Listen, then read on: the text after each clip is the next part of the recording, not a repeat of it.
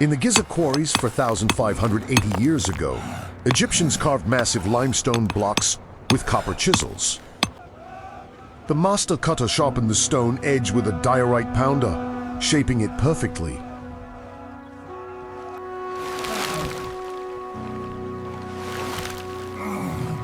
Workers used levers to load the 2.5-ton block onto wooden sledges. A team of 20 dragged the sledge across wet sand, pouring water ahead to reduce friction. During the Nile flood, barges carried blocks toward the Giza plateau. The harbour stones were unloaded onto rollers, beginning the journey to the pyramid. Hundreds of workers hauled blocks up the long earthen ramp with thick ropes.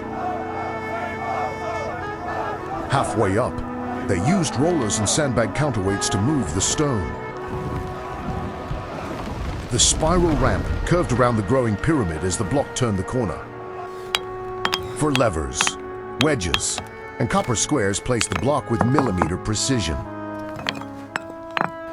At night, priests aligned the structure to the stars using the Merkhet tool.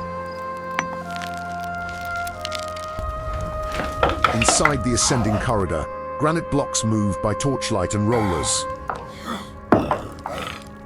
And the builder's village, bread baked, beer brewed, life continued. Pharaoh Khufu watched from above, holding the crook and flail. Upper levels were polished with sand.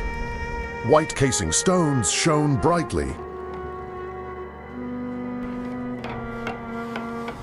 The final workers lifted the golden pyramidion to the apex.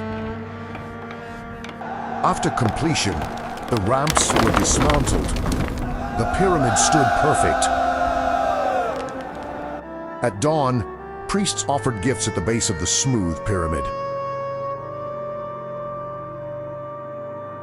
Panorama of the Giza Plateau, 3 pyramids at different stages.